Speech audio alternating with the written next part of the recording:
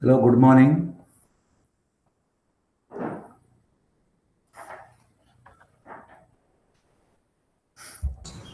I think there are around 12 to 13 people, I believe, right, Dr. Anupama? Yes, sir. Good morning, sir. Yeah, Maybe because 15 of have the joined now. puja, puja, say, holiday. Festivals. I On a understand. very auspicious occasion, we are having the Yeah, concluding session, sir. yeah, that's true. And at 10:45, you may have to step out for a few minutes for the Ayuda Puja. That's also there. So let us wait for people to join. Yes, sir. Mohan, sir. Mohan, can you please mute your connection?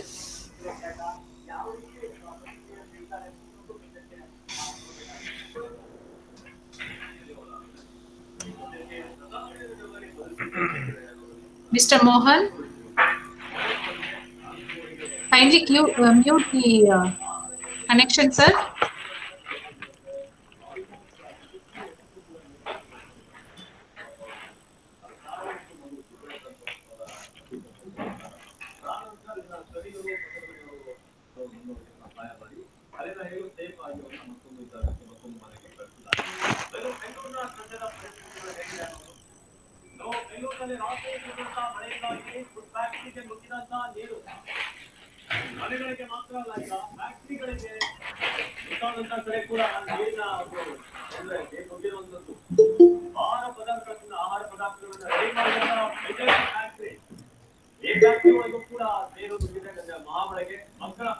Acha, Mr. Mohan, I think we should mute your microphone. Yes, sir. Yeah, thanks.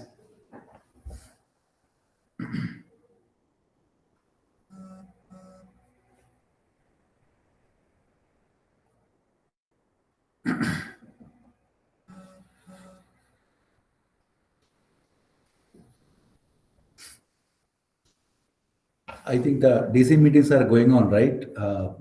There were several DC meetings that were happening, and all your courseworks will be ratified by the DC members.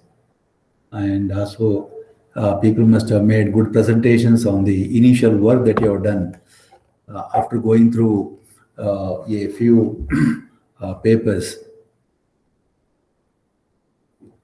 So whatever literature review that we were discussing in the previous class, I think you have been doing that.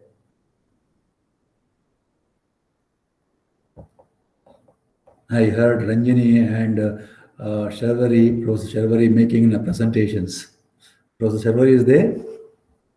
Ranjini, am I able to see? Yes, I'm there. Oh, good, good. So Hello, sir. whatever you have been studying, in RM, most of you have already started practicing as well, right? That's good.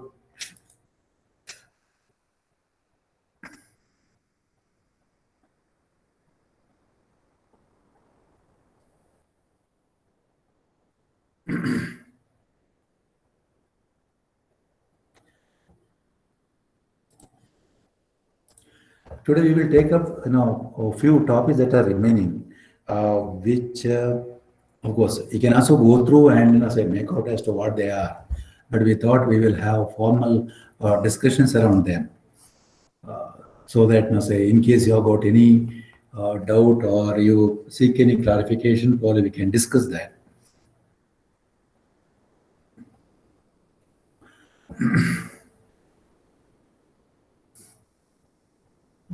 Now there are around 18 people. Let us now wait for 2 more minutes, then we will start.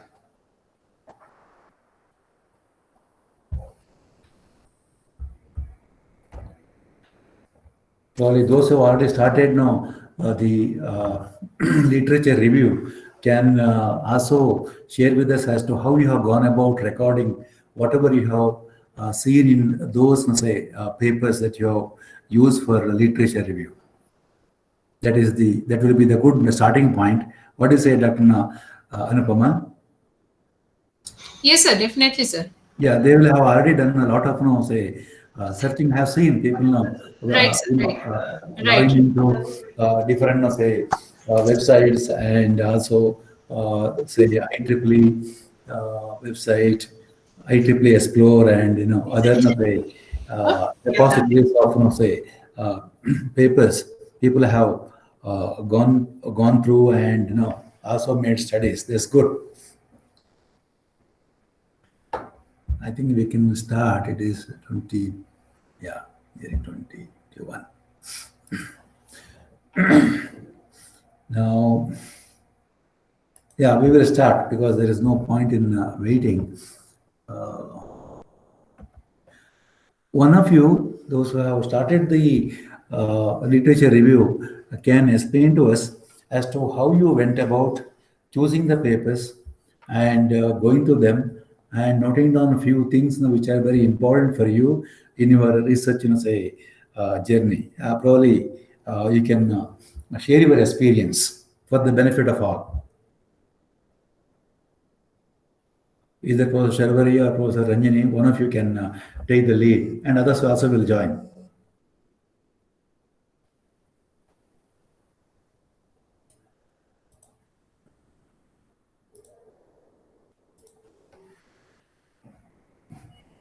I have just say called out not Professor Sharvari and Professor Ranjani. Even others also must have done. You can start sharing. Professor Sharvari? Hello, sir. Yeah. Ranjini here. Yeah. Go ahead, Professor Ranjani. Sir, for literature survey, I have collected so many papers related to my area. Mm-hmm. Then, first of all, I was going through that abstract part. Then I went through the future conclusion. And also there are lots of tables they have done which they compare multiple techniques, their advantages, disadvantages. So from that we will come to know that okay, which are the techniques they have referred. Usually when I take a paper and if it is already a review paper, then it was easy for me to understand instead of going through papers which they have done some implementation. Like already some of them had done some review on some 50 papers they have taken and they have done a review. So we have to go through their reference papers and then I felt it's easy to do the literature like that. Okay. Their base papers like that. Okay. Yeah, if there is already a review paper, it is much easier because in that review paper they would have done, say, a lot of, say, literature survey and review, and they would have given the pros and cons of different techniques, as you rightly said. They will come up with some, yes, sir. Some graphs and some tables they'll have given. Yes, sir. They will have given the merits and demerits and vis-a-vis other techniques that are adopted. Yeah, these are the things that normally you find in a lot of papers, and you enlist them, right? How did you record them? Yes, sir. How do you record? Did you have a formal mechanism using which you, put the inputs, say, that you have got from different, say, papers? Because, see, you'll have noted down somewhere so that you can be using them later as well, right? Otherwise, we tend to forget. Sir, usually I used to write in a separate book, sir. Whatever I have, or in a Google. Now I started recording it in a Google Doc. Otherwise I may miss the paper. So in Google Doc, I used to refer that each paper, what I identified, which technique they are telling, which is outperforming the other techniques. Like that, I have identified and I have noted in either a Google Doc or in a separate book. I have kept a separate book for literature review. Okay. Then, because I have to publish another paper means I need to go through all these papers and I should put my own opinion about what I identified from these papers. Okay. Like that I used to do, sir. Okay. All right. Anybody else? I think now Professor Sharvari can also share with us because I have heard her presentation. It's almost similar to what Ranjini said. So I basically found my area of interest and saw what are the recent papers that are available and what are some of its drawbacks that are mentioned there. What can be improved, in which area of that research do we lack some research, and what can be our contribution. That is how I went about. And like Ranjini said, even I have maintained some notes saying what paper actually briefs about what. Roughly, what we have understood from that paper is what notes we have made. Okay. Okay. Yeah. Sir, Ah, yes, sir. Sir, adding to Sharvari ma'am's and Ranjini ma'am's this thing, even I do the same. And but the thing is like I'm using an Excel sheet wherein I record all the articles or the thesis which I have read, sir. Okay. All right.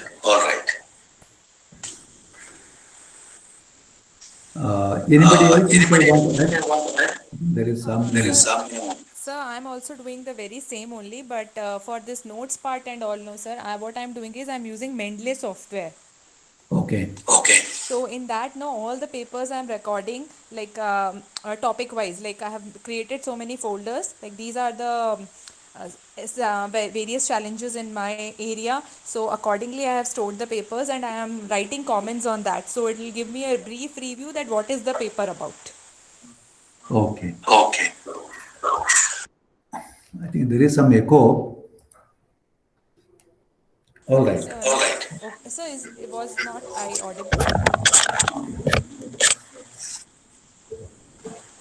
I have just opened the slide deck which we have used last time, and whatever you have been saying or sharing with us, I think you will find there. And when you choose the papers for your study, please see that these are from very good journals, referred journals. And in fact, say here, I have just collated all the points to be considered while reviewing the papers. Good journal with a high rating, that's what is important. And in some cases, like, especially in the computer science or electronics, we have already got some, say,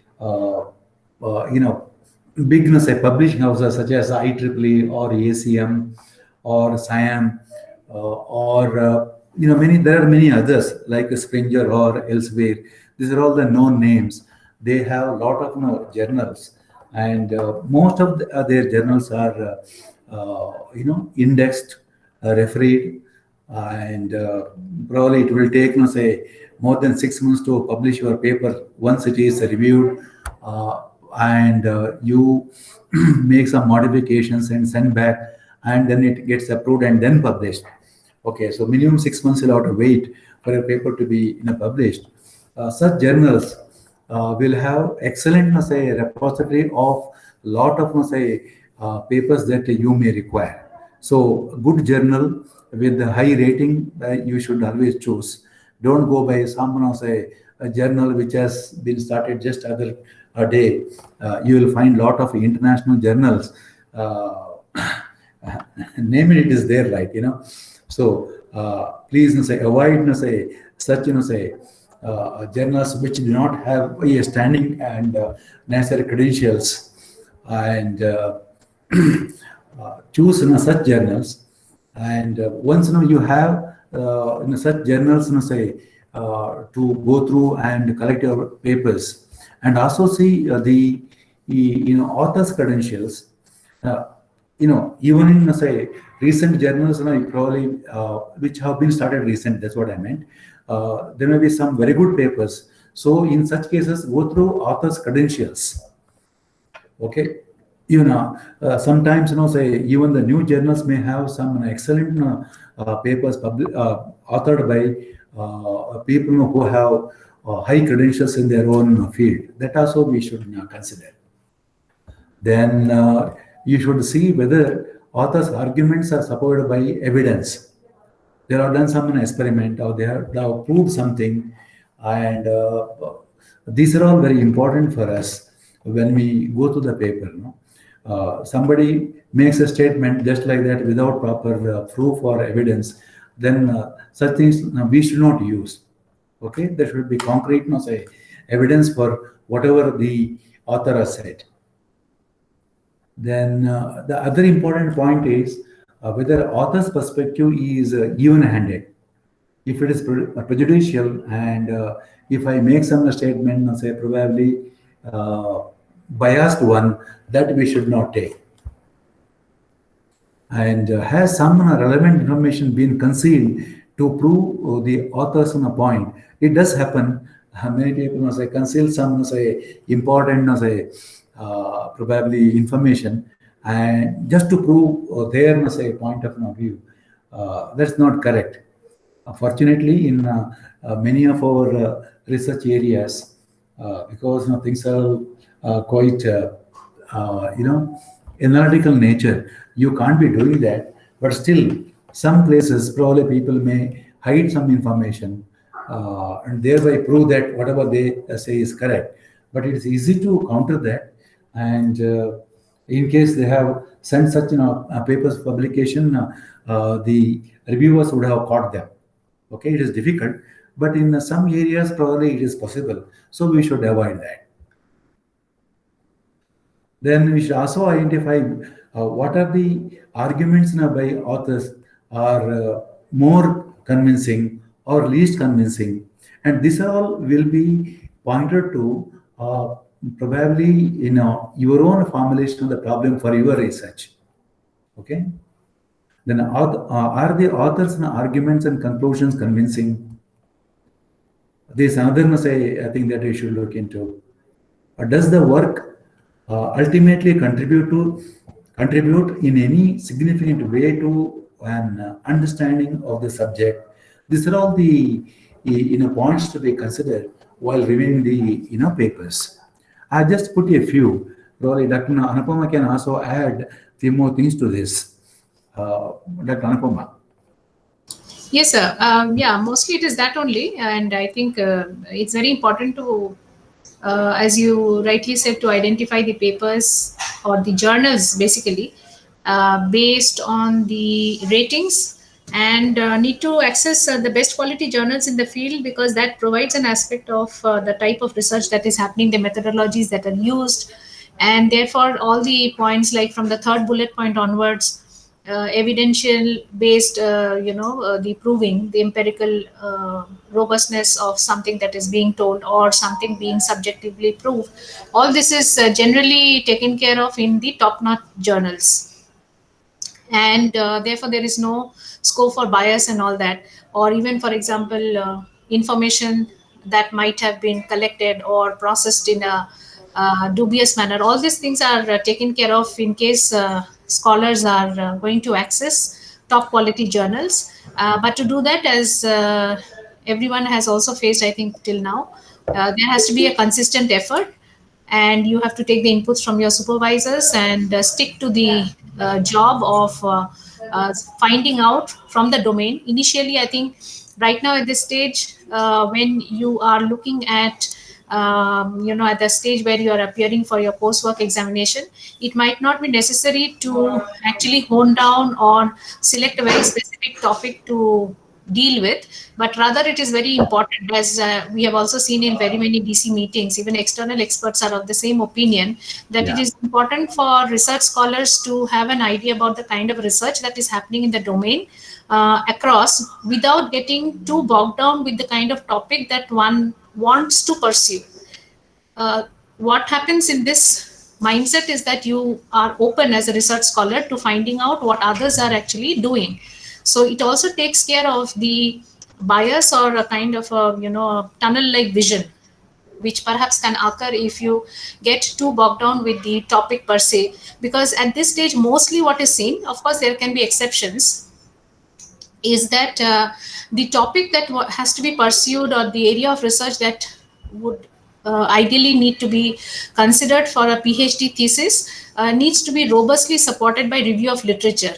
And this review of literature itself is not just that, just by selecting 30, 40 or X number of articles, that only goes into the review of literature. It might be actually more. So it might be 200 articles that you access, and then based on discussions with experts, supervisors, in-depth discussion, perhaps 50 of them gets shortlisted, which is pertinent for your work.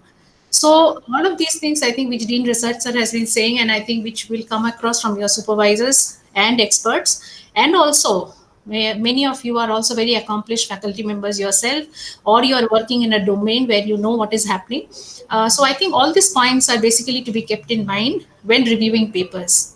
And to blend in the points, whatever Dean Researcher has been saying, along with whatever all of you have been doing, is to access the papers. And what Geeta and Swati were saying, that yes, it's very important to also document or keep a running documentation of the articles that you have referred.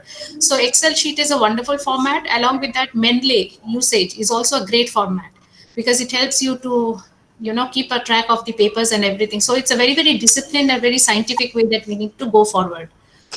I think that's about it, sir. Yeah.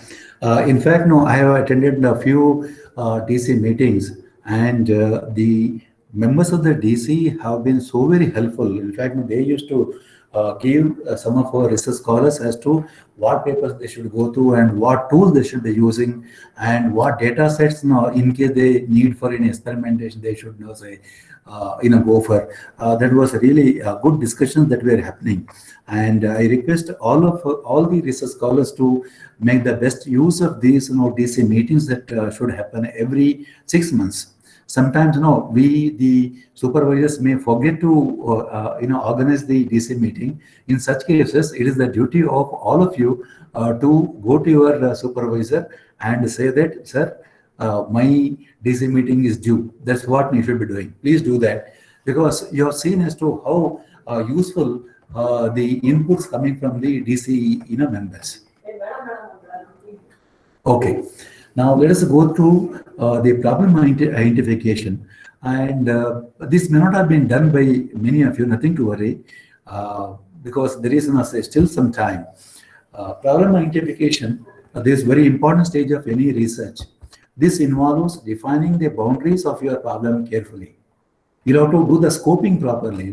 Of course, especially if you have worked in projects, software projects, or any other project. Now, scoping is done quite thoroughly, considering your resources, all type of resources, okay, including the investment that you make, okay, and we'll have to define the boundaries properly for your research, and take care to see that we are not here to solve the problem of the world.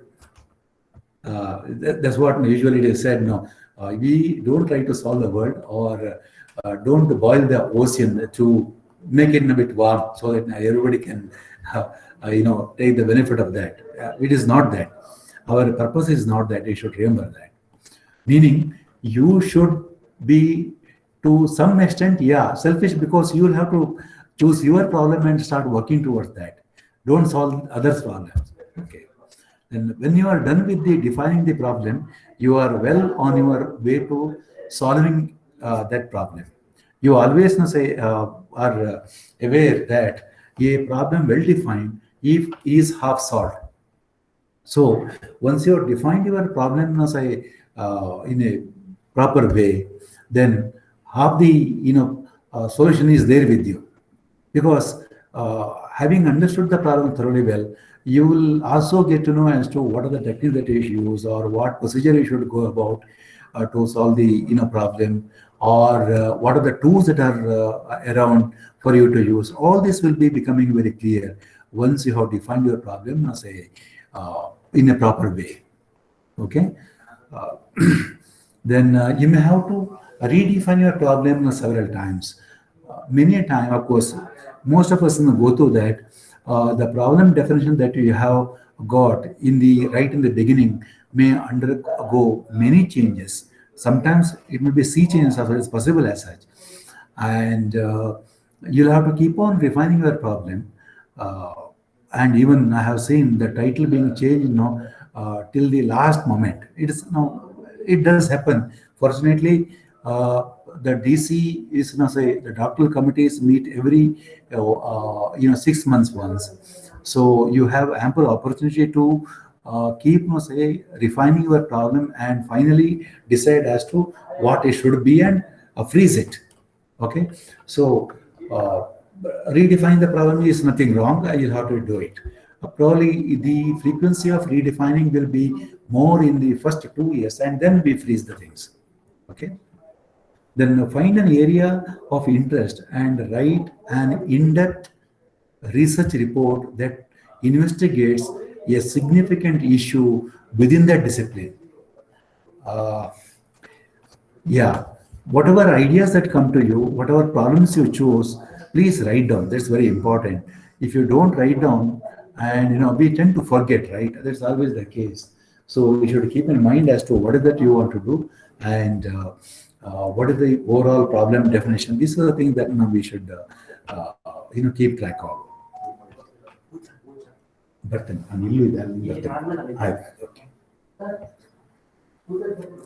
Sometimes a few points may need some proofs. When I say proofs, even Dr. Anupama was saying some evidence, and this proof need not be mathematical proof. Yeah, if you are having such mathematical proof, nothing like that, people will not question further because there is a mathematical proof. But in many areas, such mathematical proofs may not be coming to your help all the times. It may not be possible as such. In such cases, you have to go for different types of proofs as such, through evidence or some survey or some investigation or some experiment. These are the things that you need to do and come out with the proofs. Okay, and yeah. In fact, some of the problems, that points will be researched. Okay, whatever point that you have got, each point may give rise to a new research, topic. It's possible. In the initial stages, in some areas, people would have got into multiple areas and then integrated all those into a research thesis. It does happen. But as the time passes by, once sub-areas are also maturing enough, then probably we can have research being done in sub-areas themselves. In fact, I had such an instance in my own case where it was a very brand new field that was coming up, and I could get into multiple areas, but those multiple areas became new research topics later on. It does happen, nothing surprising about that. And further, the bullet point you just go through, the topic should be precise one. It should indicate the clear idea of what is going on in that research. Having done research review, I think this we will be able to make out. And then when one reads the topic, one should be able to comprehend the objective of the research, easily. There is one small grammatical mistake. You must be able to comprehend the objective of the research easily. What is the objective of the research? That you must be able to make out when you read the a topic. These are all some guidelines for the problem identification. Of course, you may have some other a way by which you would have identified the problem, but these are generally done by any research scholar to identify the problem.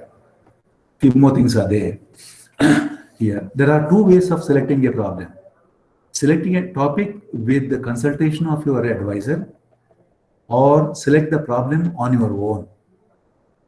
Any one can happen.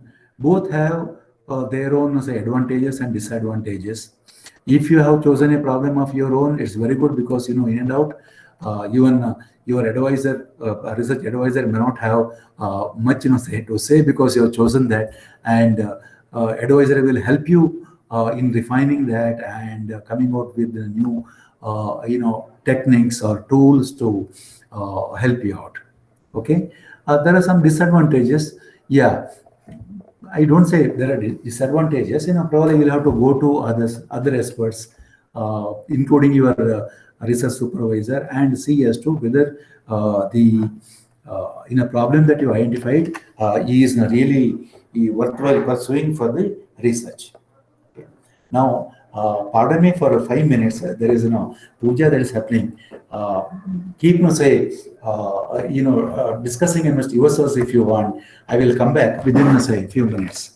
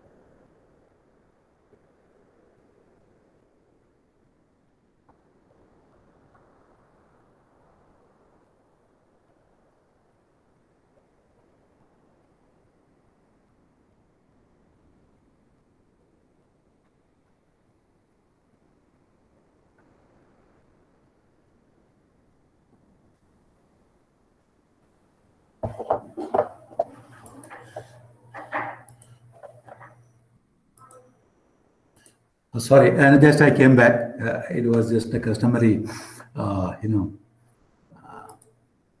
people have gathered, so I had to go. All right, now let us now continue with this.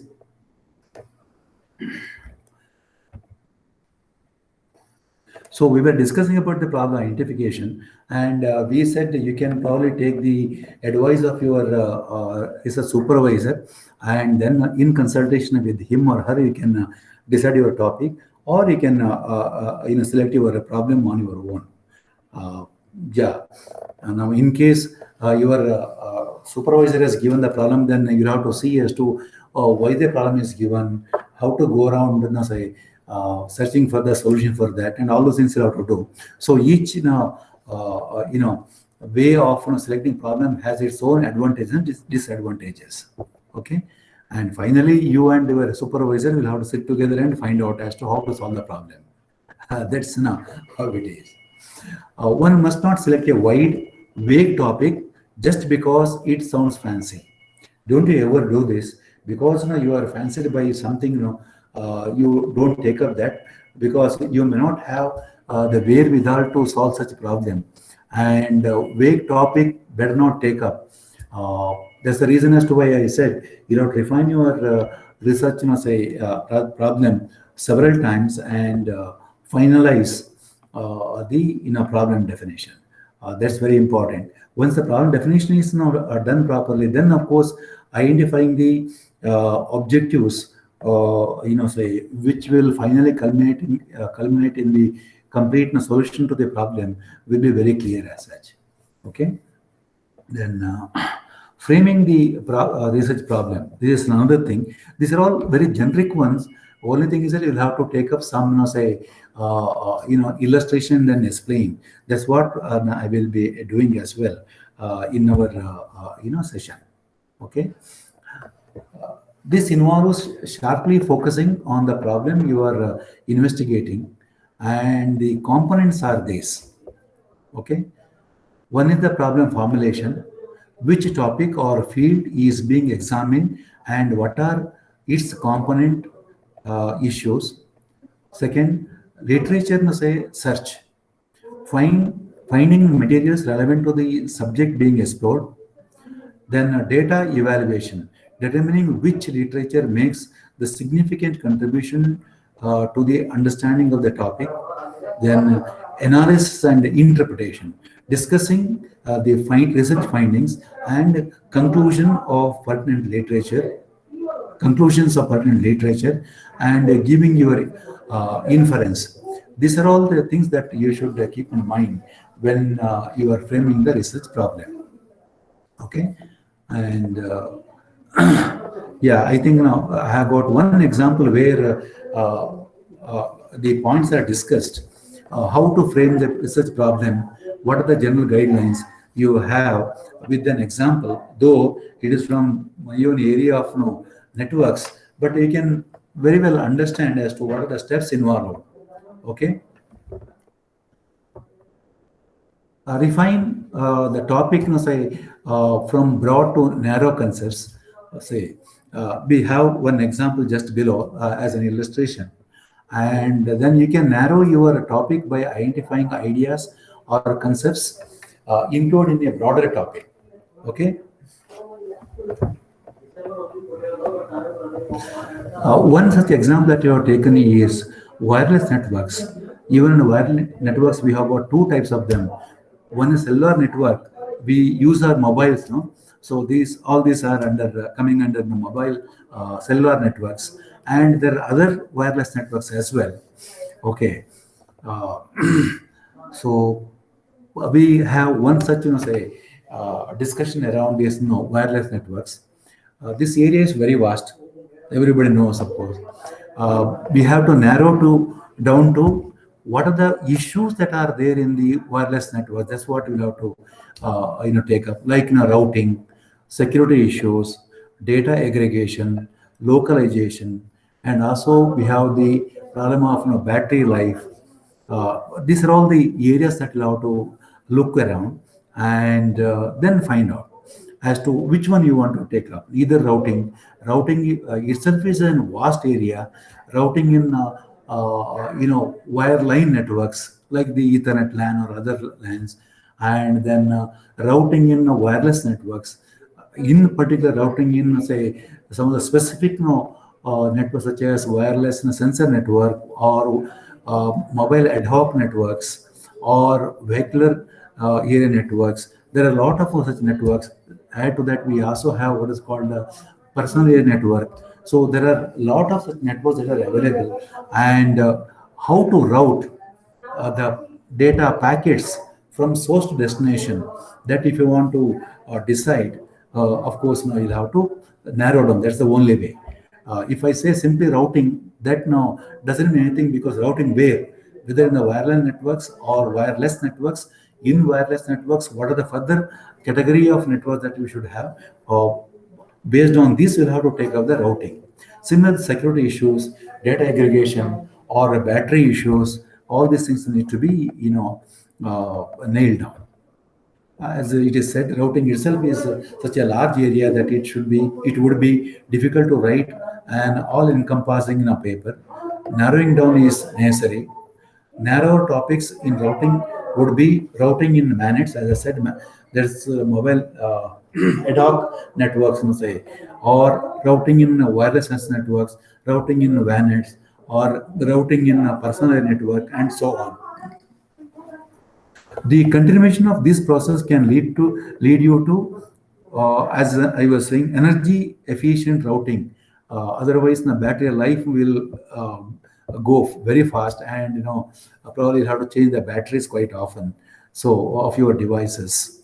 Okay. So consider energy efficient routing in WSNs, and securing routing, how to secure the data in the MANETs. These are a few issues that you can take up, or QoS, quality of service in provisioning in WANETs routing, especially considering the QoS parameters such as bandwidth, which is leads to throughput, then latency, basically the delay, jitters, which are variance in latency, then error rate. All these are different parameters that are there to measure the quality of service. Okay, and I'm just giving you one example wherein from wireless networks, how you came down to multiple sub areas, and the research now will be, because broadly the things have been say fixed already, but where we require some more research to be done is routing in a specific network, or security issues in a specific network in a specific part, maybe in some devices, and the energy efficient routing protocols which will consume the energy to minima. Okay, these are a few of the things, final things that we should understand. That's what the second bullet says. You can narrow your topic by identifying ideas or concepts included in broader topics. Say routing, security, data aggregation, localization. These are all the parameters which we should consider even in the broader topic. But such parameters should be considered even for the topic that you choose in your own area, having decided the problem definition.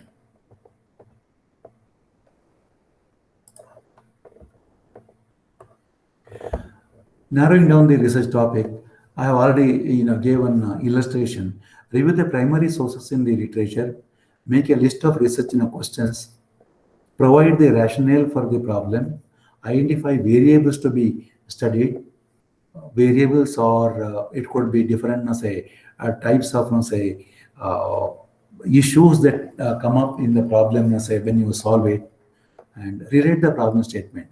This basically the refinement of the research topic that we are talking about over here.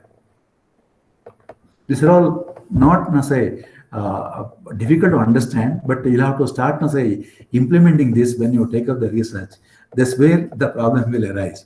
Otherwise, not much, because everybody understands as to what these are. Okay. Solving the research problem. Think about the appropriate methodology.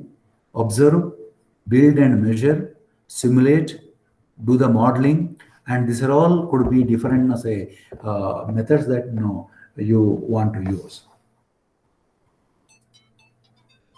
Hello? It started, right? Okay. Okay, I'm coming. Okay, all right. Okay, and yeah, you can say appropriate methodology, or you have to observe, build and measure. Some experiment you may have to do, or you may have to simulate, or you may have to model it using some approximation and solve it. These are some of the ways broad ways of solving the given problem. Do not reinvent the wheel, meaning use tools that are lying around. Okay, don't come up with the new tools. What tools have what tools others have used on similar problem that you can probably go through from your literature. If you have already noted down what tools people have used, you can use such tools. Then dismiss the problem if the solution is not interesting enough or seems to involve previous prestigious lab infrastructure. There's no point in going in for a very high cost infrastructure that will drain your resources. So better not go for such precious and costly lab infrastructure. You should go for the one which are available to you. If lab equipments are quite costly, then best thing is to do the simulation, or simulation is one thing that has been done by many of us, and there are a lot of tools that are available for the modeling. Okay, and give me a few minutes, please. I will come back within 5 minutes.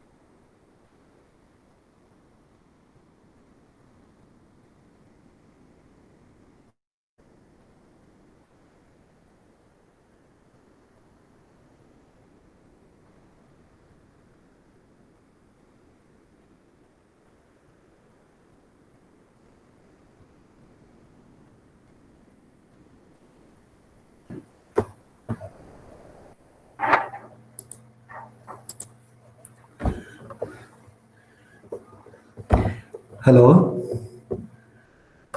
people are still there? Sorry, today there is an Ayuda Puja in our campus, so I had to go there. Sorry for that. How many are there now? I think many have left. There are around 25, but I think some have gone and some around. Hello, Shweta JS, you are there? Shweta? Hello?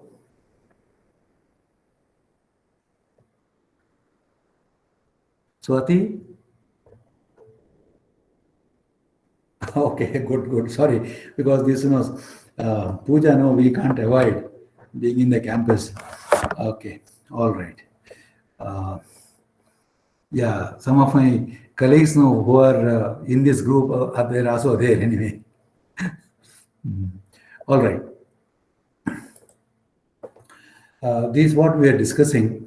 A bit just before I left, and once you come out with the solution, we'll also have to validate that. Validation say has multiple say ways by which we can do that. In case there is a proof type of thing, it's excellent mathematical proof, and many research say findings with some mathematical proofs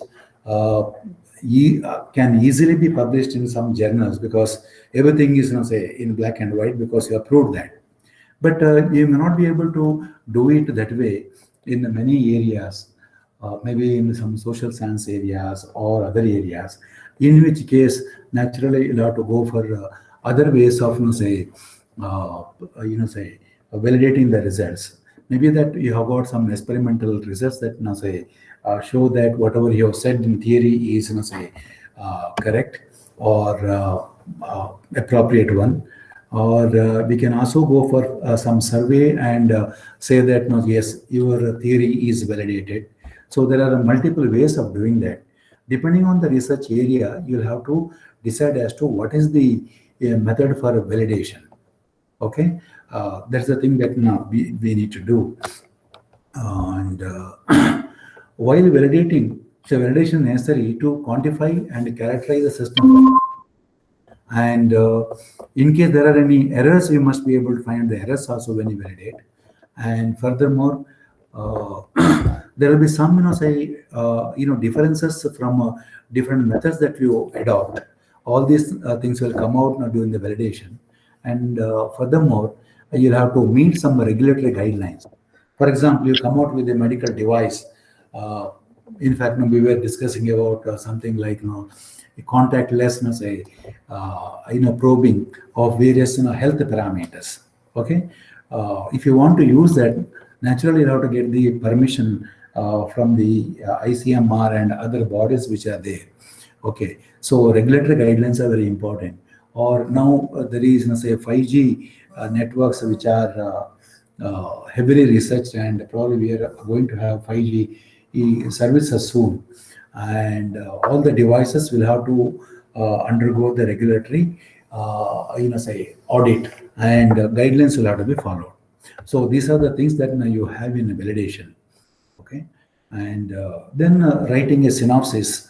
Some of you have already done a synopsis for the first DC meeting, where you have the title, introduction, importance of the proposed work, literature review, research methodology that you adopt, then breakdown of the chapters that you want to have. It's also called chapterization.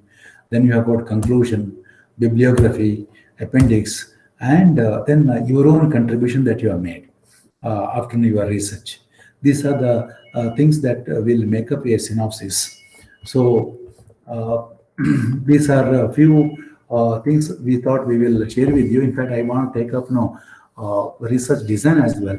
Now, today being tomorrow is the Ayuda Puja.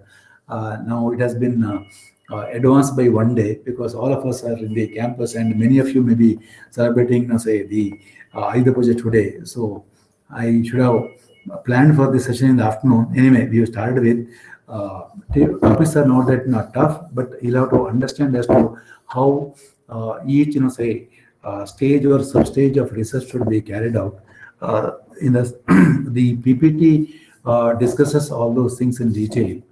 And then about writing the thesis, I will send this slide deck as well as the final synopsis that you should submit before the thesis submission. There is a colloquium, that is the open seminar that you should give to the departmental people as such, along with the DC members. So you'll have to prepare a report, which is normally called long synopsis here. In fact, in our days, we used to call extended abstract or long synopsis. That's what we'll have to present, submit, and then present before the audience, and then get their approval for the final thesis submission. Only then we can go for the thesis submission. So that's what you will find over in the synopsis. All those points come in very clearly, and breakdown of chapters also is made part of the synopsis. Okay, and this about the synopsis, and I will send the synopsis template to you along with the thesis template, so that you will have an idea as to how to write a synopsis and also how to write the thesis. With this, probably without taking much time, let me conclude. And there is no, of course, there are only around 23 people amongst us. It's okay. And I'll send you the PPT slide decks. I'll send, and also the synopsis template, as well as the thesis template I will send you for your understanding as to how synopsis should be written, in what is the format that you have got, and also how does the thesis look like format wise, that you should know, that I'll be sending across. And there is one small topic on research design. Maybe that it is covered in the bits and pieces in several presentations that you had, but the consolidated one, because there will be a question on research design, I will also give you one more slide deck on the research design. Okay, so let us conclude with these things, and many are outside, I understand that. So let us hope that you are able to write your the coursework examinations on 21st, 22nd, and then 20th and 29th without any hassles. And as per the government order, 17th we should be starting the 17th of next month we should be starting the sessions as well for the students. Students will be coming, and hostels also will be open. That's what government circular has said, but we don't know. We'll have to wait for a few more days and see as to how the things shape up. However, nothing to worry. For conducting the examination, we have made all necessary arrangements. The room arrangement, maintaining the social distance, and all other aspects have been taken care. Nothing to worry about the health-related concerns that you may have. With this, let me conclude, and we will have one more session after the exams, and we will meet up again. Okay. All right. So now let me also go and further participate in the Ayuda Puja. I will sending you the slide deck. I will send it to Dr. Anupama, so that she will share it with you all. Okay. With this, let me wish you good luck for your course of examinations. Bye. Thank you, sir.